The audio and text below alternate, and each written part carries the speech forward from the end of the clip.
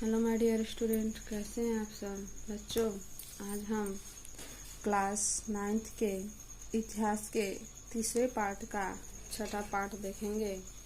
पांचवें पार्ट में हमने देखा था कि किस तरीके से 1933 में हिटलर ने कहा कि मेरे राज्य में सबसे महत्वपूर्ण नागरिक माँ है, लेकिन नाज़ी जर्मनी में सारी माताओं के साथ एक जैसा बर्ताव वह नहीं करता था, यानी कि माँ में भी वह भेदभाव करता था। यानी कि जो औरतें नस्ली तौर पे अवांछित बच्चों को जन्म देती थी, यानी कि जो उसकी इच्छा के अनुसार नहीं होती थी, उसे दंड देता था। और जो नस्ली वांछित यानी कि जो उसकी इच्छा के अनुसार बच्चों के जन्म देते थे, तो उन माताओं को वह इनाम देता था। और ऐसी माताओं को वह अस्पताल में विशेष सुविधा भी देता था जो उसके अनुसार बच्चे जन्म देती थी, और उसे हर तरह से हर जगह छूट भी मिलती थी। और जो उसके हिसाब से बच्चों को जन्म नहीं देती थी, वो उन्हें बहुत कड़ी सजा देता था। तो इस तरीके से पांचवें पार्ट में वह औरतों के साथ व्यवहार करता था। आज का हमारा छठा पार्ट है आम जनता और मानवता के खिलाफ अपराध। आम जनता और मानवता के खिलाफ अपराध। तरह के नाज़ीवाद पे आम लोगों की प्रतिक्रिया क्या रही। बहुत सारे लोग नाज़ी शब्द आडंबर और धुआंधार प्रचार का शिकार हो गए थे। वे दुनिया को नाज़ी नजरों से देखने लगे और अपनी भावनाओं को नाज़ी शब्दावली में ही व्यक्त करने लगे।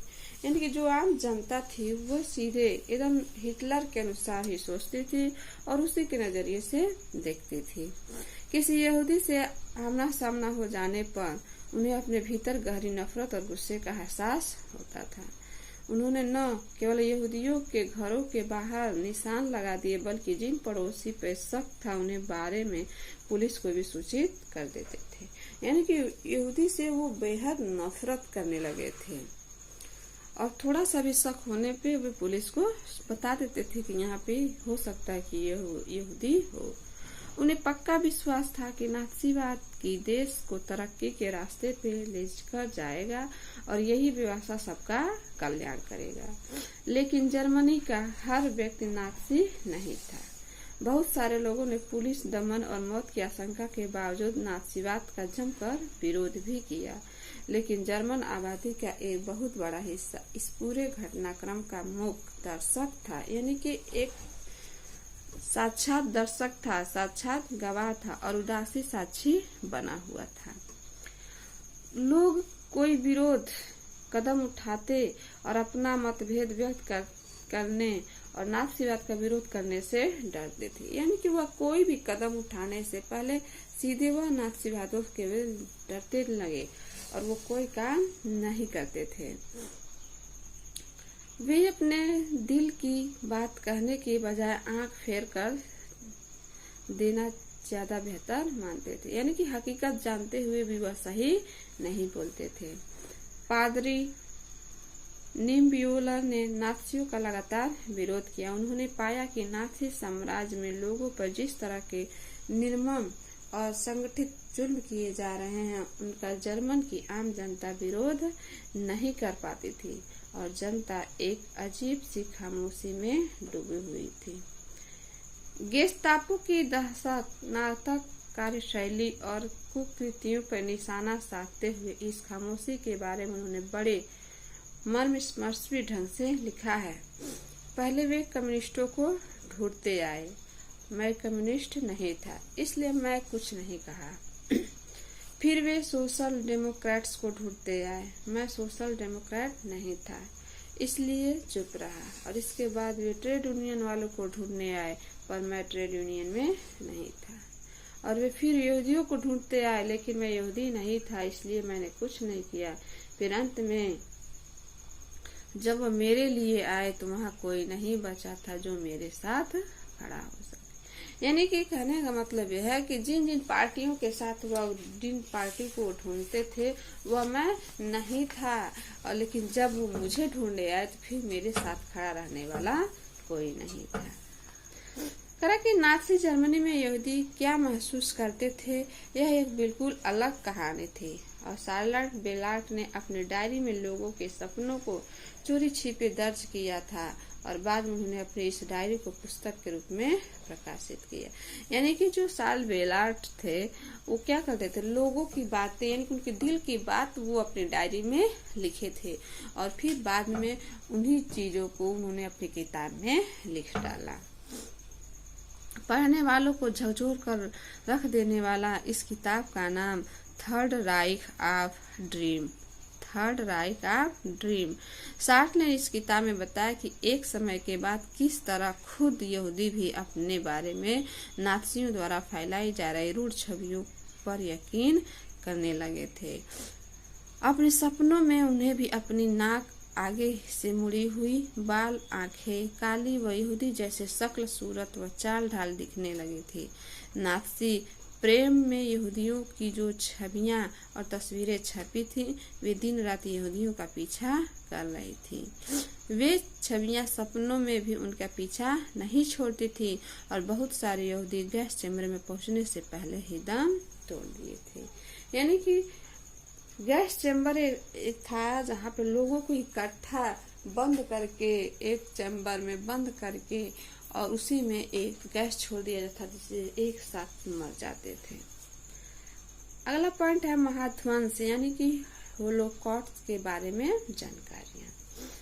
करा कि नात्सी और तौर तरीकों की जानकारी नात्सी शासन के आखिर सालों में रिस कर जर्मनी के बाहर जाने लगी थी, यानी कि थोड़ा थोड़ा करके। लेकिन वहाँ कितना भीषण रक्तपात और बर्बर दमन हुआ, यह इसका असली अंदाजा तो दुनिया को युद्ध खत्म होने और जर्मनी के हार जाने के बाद ही लग पाया था। जर्मन समाज को मलबे में दबे एक पराजित राष्ट्र के रूप में अपनी दुर्दशा से दुखी था, लेकिन यहूदी भी चाहते थे कि दुनिया उन भीषण अत्याचारों और पीड़ाओं को याद रखे जो उन्होंने नात्सी कत्लेआम में झेली थी। यानी कि जिस तरीके से लास्ट में युद्ध खत्म होने के बाद जो जर्मनी था वह एक मलबे के रूप में दब गया, यानी कि हार गया। तो यहूदी जो थे वो चाहते थे कि जो उनके ऊपर भीषण अत्याचार हुआ है, यानी कि जितना अत्याचार हुआ है वह दुनिया के सामने आए। इन्हीं कत्लेआमों को महाध्वंस यानी कि होलोकास्ट भी कहा जाता है। जब दमन चक्र अपने शिखर पे था तो उन्हीं दिनों एक यहूदी टोले में रहने वाले एक आदमी ने अपने साथी से कहा कि वह युद्ध के बाद सिर्फ आधा घंटा और जीना चाहता है। शायद वह दुनिया को यह बता कर जाना चाहता था कि नात्सी जर्मन में क्या क्या हो रहा है। यानी कि एक यहूदी टोला था जो एक आदमी अपने साथी से कह रहा था कि युद्ध के बाद सिर्फ मैं आधा घंटा जीना चाहता हूँ। शायद वह बताना चाहता था कि नात्सीवादी ने हमारे साथ क्या क्या यातनाएं किए हैं। उन्हें बचाए रखने का यह अदम्य चाह घेटों और कैंपों में नारकी जीवन भोगने वालों में बहुत गहरे तौर पे देखी जा सकती थी।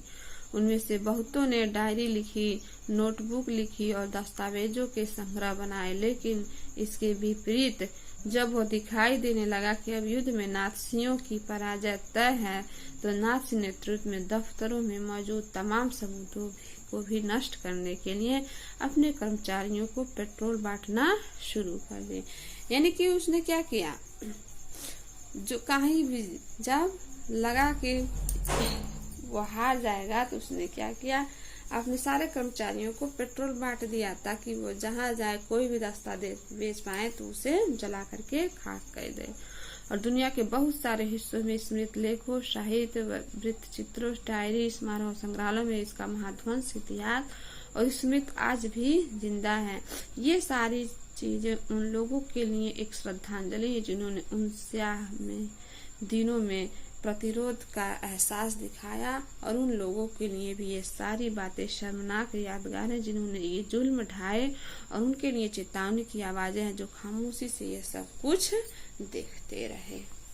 तो इस तरीके से हिटलर का दबाव लोगों पे बना रहा। यहाँ पे एक है, गांधी जी ने हिटलर को लिखा था। हिटलर को गांधी जी का पत्र मिला था। कहा कि प्रिय मित्र, मित्रों का यह आग्रह रहा कि मानवता के आखिरी में आपको कुछ लिखूं, लेकिन मैं उनके अनुरोध से अस्वीकार करता हूं, क्योंकि मैं यह महसूस करता हूं कि मेरा आपको पत्र लिखना दृष्टा होगी, लेकिन मुझे कुछ ऐसा लगता है कि इस मामले में मुझे हिसाब किताब करके नहीं चलना चाहिए, और मुझे आपसे अपील करनी है कि आप चाहे वो जिस लायक हो, यह बात बिल्कुल स्पष्ट है कि आज संसार में आप ही एक ऐसे व्यक्ति जो युद्ध को रोक सकते हैं।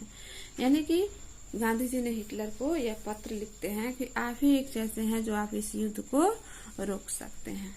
तो आज का हमारा वीडियो यहीं पे समाप्त होता है, और इसी में यह चैप्टर यानी कि इतिहास का लेसन 3 भी पूरा हुआ। नेक्स्ट पॉइंट में हम नेक्स्ट पार्ट देखेंगे। धन्यवाद।